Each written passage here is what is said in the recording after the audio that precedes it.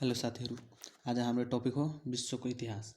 विश्वको इतिहासमा सबैभन्दा पहिला हामीहरूलाई म्याग्ना कार्टाको बारेमा पढ्नुपर्छ। म्याग्ना कार्टा वास्तवमा भन्नुपर्ने हो भने म्याग्ना कार्टा के हो? म्याग्ना कार्टा बेलायती नागरिकहरूको स्वतन्त्रताको प्रथम वडापत्र हो। बेलायती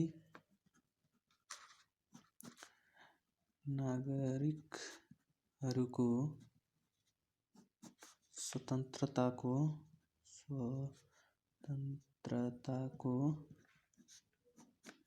प्रथम वडापत्र हो।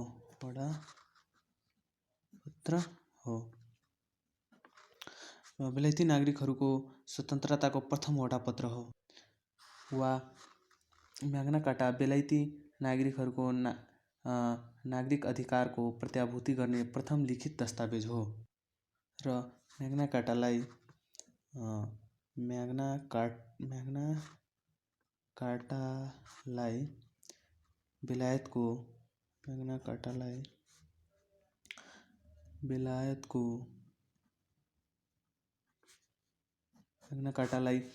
बेलायतको संवैधानिक इतिहासमा स्वतन्त्रताको वडापत्र पनि भनिन्छ।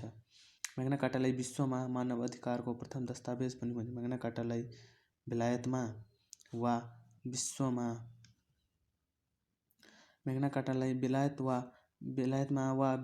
मानव अधिकारको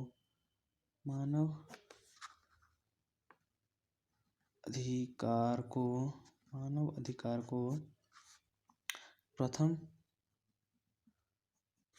दस्तावेज पनि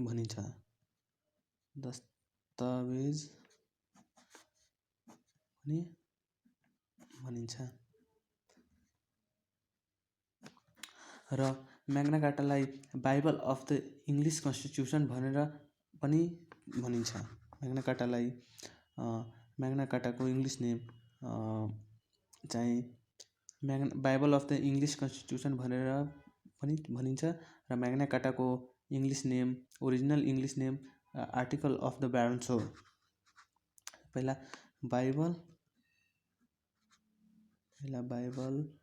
अफ द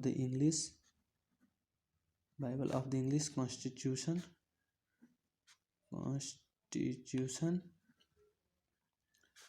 भनेर पनि भनिन्छ। Bible of the English constitution भनेर पनि भनिन्छ म्याग्ना कार्टालाई र म्याग्ना कार्टाको original English name article of the barons हो। Magna कार्टाको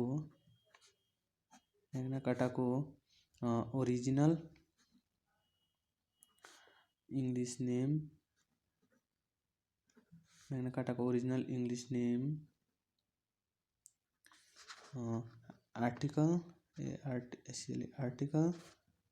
article of the barons हो। म्याग्ना कार्टाको original English name article of the barons हो र चाहिँ म्याग्ना कार्टा मानव अधिकारको पहिलो लिखित दस्तावेज मानिने म्याग्ना कार्टालाई संशोधन गरी कसले पूर्णता दिएका हुन् भने हेनरी तृतीयले दिएका हुन्। राजा हेनरी तृतीय। मानव अधिकारको पहिलो लिखित दस्तावेज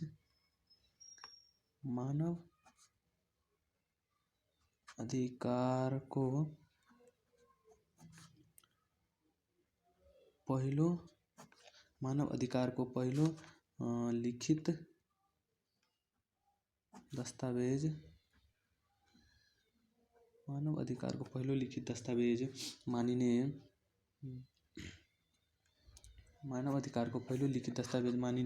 म्याग्ना कार्टालाई संशोधन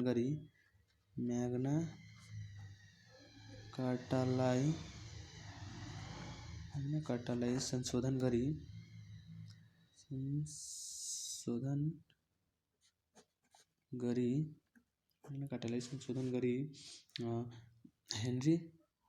हेनरी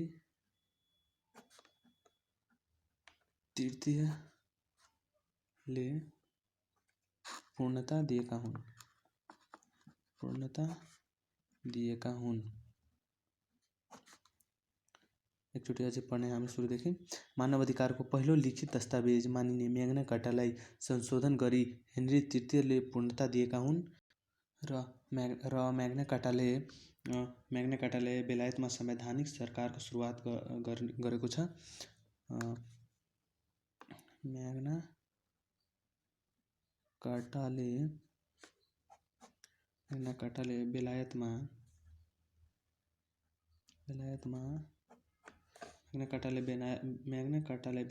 संवैधानिक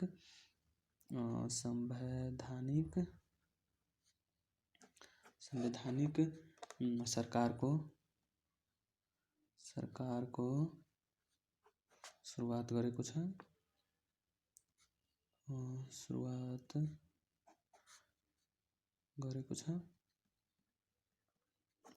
सुरुवात गरेको छ। र यसमा कति दफा रहेका छन् भने 63 दफा रहेका छन्। म्याग्ना कार्टाले बेलायतमा संवैधानिक सरकारको सुरुवात गरेको छ र यसमा जम्मा 63 वा 63 दफा रहेको छ।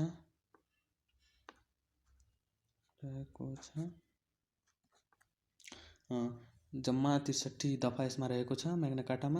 र म्याग्ना कार्टालाई कसले तयार पारेको छ भने बेरोन पादरीहरूद्वारा म्याग्ना कार्टालाई बेरोन पादरीहरूद्वारा तयार पारिएको छ।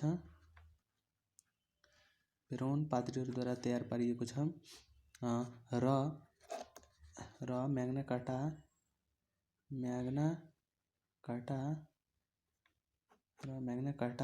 हस्ताक्षर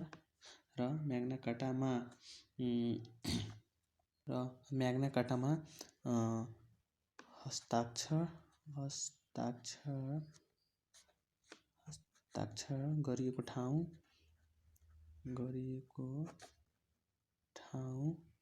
म्याग्ना कार्टामा हस्ताक्षर गरिएको ठाउँ लन्डन भन्दा हस्ताक्षर गरेको ठाउँ कहाँ छ भने लन्डन भन्दा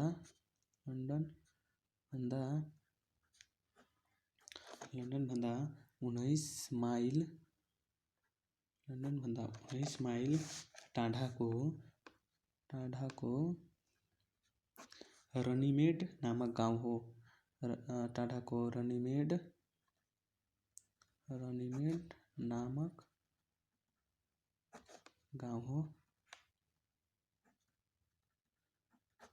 के भन्छ बेरोन पादरीहरूद्वारा तयार पारिएको छ र म्याग्ना कार्टामा हस्ताक्षर गरिएको ठाउँ लन्डन भन्दा 19 माइल टाढाको रनिमेड नामक गाउँ हो। म्याग्ना कार्टा राजाका विरुद्ध धर्मगुरु तथा प्रजाबीचको सङ्घर्षको परिणाम थियो। जुन सन् 1215 जुन 15 मा जारी भएको थियो। म्याग्ना कार्टा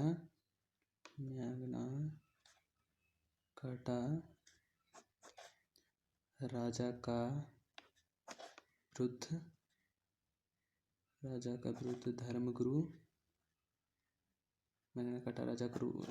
विरुद्ध धर्मगुरु तथा प्रजाबीचको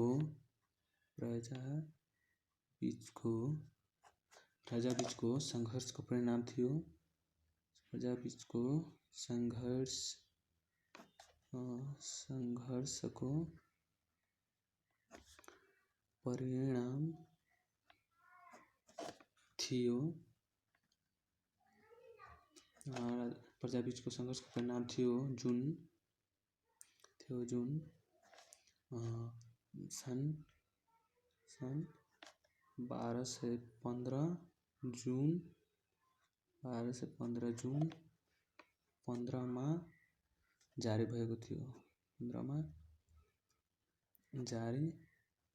भएको थियो। यो चाहिँ राजा र प्रजाबीचको न्यायको के भन्छ सङ्घर्ष थियो जुन 1215 सन् 1215 जुन 15मा जारी भएको थियो।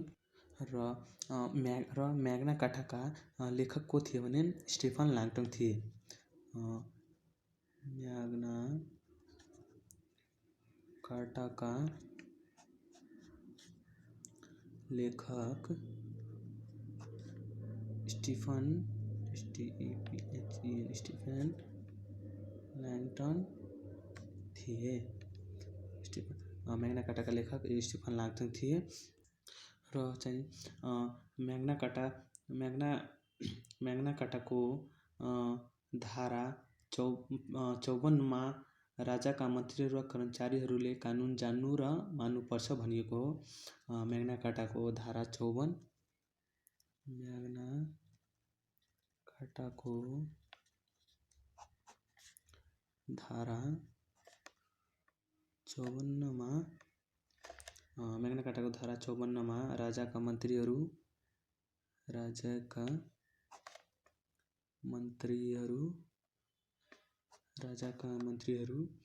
र कर्मचारीहरूले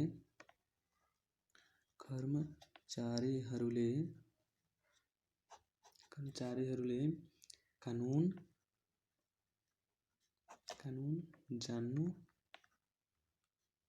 र मान्नुपर्छ भनिएको हो।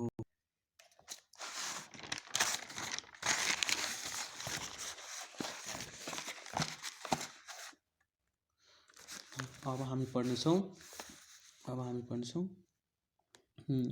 म्याग्ना कार्टामा भएका मुख्य प्रावधानहरू। म्याग्ना कार्टामा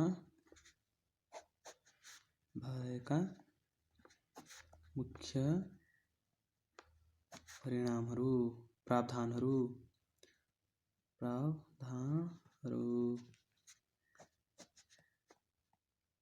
म्याग्ना कार्टामा भएका मुख्य प्रावधानहरू के थियो त भने जनतालाई व्यक्तिगत स्वतन्त्रताको अधिकार हुने।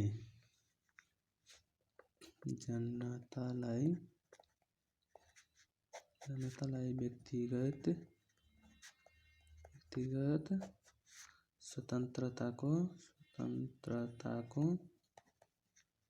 व्यक्तिगत स्वतन्त्रताको अधिकार हुने।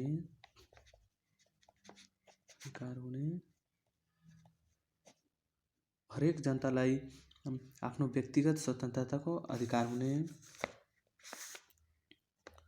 र राजाले संसदको अधिवेशन नियमित रूपमा बोलाउनु पर्ने। राजाले संसदको अधिवेशन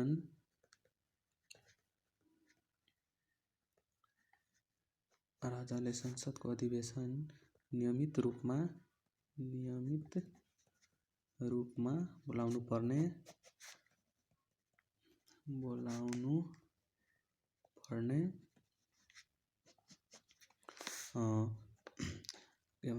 अनि अर्को ऐन पारित गर्ने अधिकार संसदलाई हुने।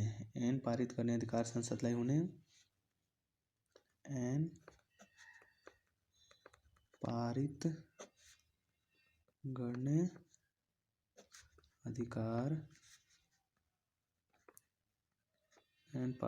अधिकार संसदलाई हुने।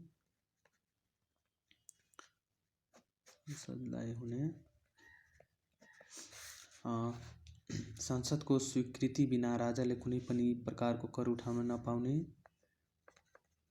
संसदको स्वीकृति बिना राजाले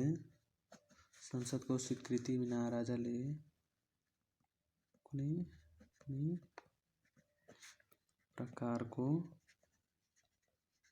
पनि प्रकारको कर उठाउन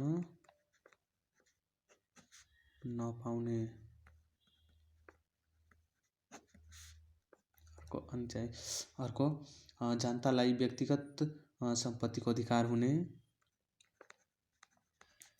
जनतालाई व्यक्तिगत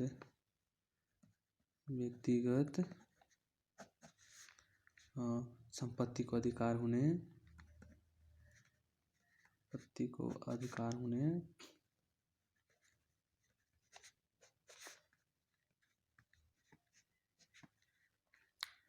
कसैलाई मृत्युदण्ड नदिने,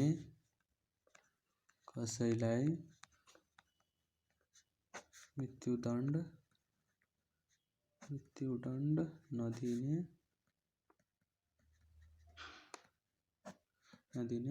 न्याय दिनमा ढिलाइ एवं इन्कारी नगरिने, न्याय दिनमा ढिलाइ एवं